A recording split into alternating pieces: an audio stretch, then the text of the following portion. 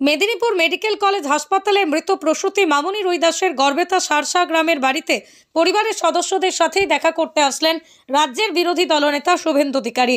পরিবারের সাথে দেখা করে আর্থিক অনুদান তুলে দিলেন। এছাড়াও পরিবারের পাশে থাকার ও ছোট্ট বাচ্চাদের সব ধরনের সাহায্য করবে বলেই জানালেন তিনি।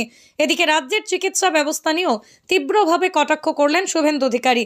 শুধু তাই নয়, এই পরিবারকে 50 লক্ষ টাকা ক্ষতিপূরণ দিতে হবে রাজ্য সরকারকে, এই দাবি তুললেন শুভেন্দু। তিনি বলছেন, রাজ্য সরকার যদি 5 লক্ষ টাকা ক্ষতিপূরণ দেয়, শুভেন্দু অধিকারী 10 লক্ষ টাকা ক্ষতিপূরণ দেবেন। যদিও মামনি স্বামী দেবাশিস রুইদাস বলেন, তিনি চান বাচ্চাদের সারা জীবনের ভবিষ্যৎ, দোষীদের শাস্তি। তো আমি গতকাল স্বাস্থ্য ভবনে গেছিলাম, আপনি সবটা দেখেছেন, এবং আমি সেখানে বলেছি যে 13ই ডিসেম্বর কর্ণাটক সরকার জানানোর পরে কেন এই ওষুধ সরকারি হসপিটালে ব্যবহার করা হবে। এটা তো অভয়ার মতো সরকারের দ্বারা খুন হলো। সরকারের দ্বারা চিকিৎসা বিজ্ঞান ফেল করতেই পারে, কেউ অমর নয়, কিন্তু এটা তো আমাকে স্বীকার করছে যে 13ই ডিসেম্বর নয়, 10ই ডিসেম্বর আমরা জেনেছিলাম। স্পেশাল সেক্রেটারি, আমি পোস্ট করেছি সোশ্যাল মিডিয়াতে, দেখবেন। এবং আমি তারপরে বললাম, এই 4 জনকেই এই 20 স্যালাইন আপনারা দিয়েছেন ওটা পশ্চিমবঙ্গে, না আরও অনেককে দিয়েছেন? উত্তর দিতে পারেনি। এবং আমার বিশ্বাস কয়েক হাজার বা লক্ষাধিক হবে গোটা রাজ্যের সমস্ত সরকারি hospital, primary health centre, medical কলেজে এই 20 ওষুধ 10ই ডিসেম্বরের পরে প্রয়োগ করা হয়েছে। এবং বিশেষজ্ঞ ডাক্তাররা বলছে যে কিডনি নষ্ট হবে। আমার কথা নয়, আমি ডাক্তারি পড়িনি। এবারে বলুন, সরকারের কোনো দায়িত্ব কর্তব্যবোধ নেই? এবং কালকে আমি বলেছিলাম আপনাকে 50 লক্ষ টাকা ক্ষতিপূরণ দিতে হবে, কারণ আমরা সবাই জানি যিনি চলে গেছেন তাকে ফিরিয়ে দেওয়ার ক্ষমতা ভগবান দেয়নি। আপনাকে চাকরি দিতে হবে। এই বাচ্চাটার ভবিষ্যৎ কি হবে? আমরা তো আছি, আমরা তো সরকার নই, আমরা বিরোধী দলনেতা, আমি একজন এমএলএ, আমাদের সাথীরা আছে, আমাদের দল আছে, আমরা আপনার পাশে দাঁড়াবো।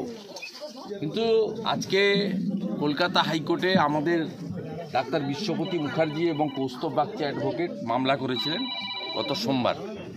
আজকে সেই মামলাতে প্রধান বিচারপতি বলেছেন যে সাধারণ ক্ষতিপূরণ নয়, অ্যাপ্রোপ্রিয়েট মানে যথোপযুক্ত ক্ষতিপূরণ আপনার পরিবারকে দেওয়া উচিত। তাই আজকে এই 3-4-5 দিন হওয়ার পরেও আপনার বাড়িতে কেউ এসেছে? না, কেউ কোনো যোগাযোগ সরকারের পক্ষ থেকে চেক সাহায্য? মদ খেয়ে মরে গেলে, বিষাক্ত মদ খেয়ে মরে গেলে 2 লাখ টাকা নিয়ে পৌঁছে যায় প্রথমে। আজকে 5 দিন 6 দিন হয়ে গেছে, বিডিও, এসডিও, ডিএম, সরকারের প্রতিনিধি আপনাদের কাছে কেউ আসেনি। এইসব জিনিস প্রমাণ করে যে এদের মানবিকতাটা কী জিনিস। যাই হোক, আমি আমার বক্তব্য এবং করণীয় কাজ করছি। বিরোধী দলনেতার যে কাজ স্বাস্থ্য ভবনে গিয়ে করেছি, আজকে কোর্টেও ক্ষতিপূরণের বিষয়ে উল্লেখ হয়েছে। বাচ্চাটার সম্পূর্ণ দায়িত্ব আমাদের, আমি সেটা পালন করব। আপনি শুধু মানবিক কারণে আসেনি, আপনি আমাদের ভারতীয় জনতা পার্টির যে পরিবার তার সদস্য। আপনার দেবাশিস রুইদাস অ্যাসেম্বলি শালবনী, আপনি মেম্বার হয়েছেন 17ই ডিসেম্বর 2024। অত আপনি আমাদের পরিবারেরও সদস্য, অত আমাদের দায়িত্ব আছে, সেটা আমরা পালন করব। আর বাচ্চার সম্পূর্ণ দায়িত্ব আপনি বাবা হিসেবে পালন করবেন, আর আমি আপনার দাদা হিসেবে এই বাচ্চার সমস্ত অর্থনৈতিক দায়িত্ব আমি পালন করব। Block health centre, sub division hospital, district hospital, medical college, PG, NRS, RG Kar সহ কলকাতা স্টেট হসপিটাল, সব মিলিয়ে কতজনকে দিয়েছেন এই 20? তার তালিকা প্রকাশ করুন। কিডনি নষ্ট হতে শুরু করবে, তখন বলবেন ওর সুগার আছে, ওর ক্রিয়েটিনিন বেশি, ওর গ্লুকোমা আছে, এইসব বলে কেটে পড়বেন। কিন্তু আপনি যে ড্যামেজ করে দিলেন কিডনিগুলো হাজার হাজার মহিলা রুগীদেরকে, গর্ভবতী মায়েদের, কত জোরে তার তালিকা প্রকাশ করুন, তাদের চিকিৎসার জন্য ব্যবস্থা নিন। নিজে না পারলে কেন্দ্রীয় সরকারকে বলুন, ড্রাগ কন্ট্রোলকে বলুন, কেন্দ্রের হেলথ ডিপার্টমেন্টকে বলুন যে টিম পাঠান, এইমসের সাহায্য নিন, ভুবনেশ্বর কল্যাণী এইমস এদেরকে পাঠান, পাঠিয়ে আমাদের মা দিদি বোনেদেরকে রক্ষা করুন। কারণ যাদের শরীরে অলরেডি ঢুকিয়ে দিয়েছেন গত 2 মাস ধরে, 1.5 মাস ধরে, তারা যাবে কোথায়?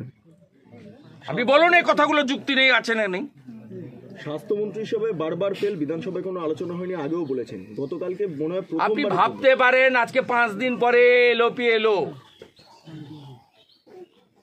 আমি নিশ্চয়ই আসবো। এলওপিরও কিছু ডিউটি আছে, কিন্তু ডিউটিটা তো বেশি সরকারের। বিডিও এসেছে এখানে, নো। এসডিও এসেছে, নো। ডিএম এসেছে, নো। বিডিও এসেছিল, আর কেউ এসেছিল কি?